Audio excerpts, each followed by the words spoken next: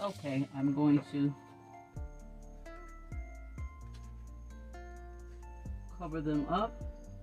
And as I said, the soil is already damp, so I'm not going to put any more, a lot of water in it tonight.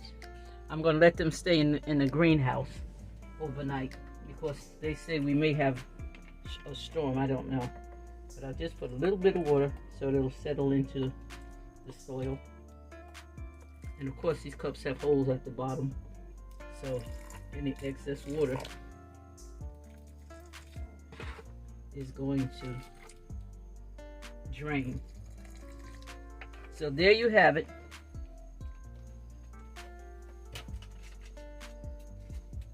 My 2 cabbage and my collards.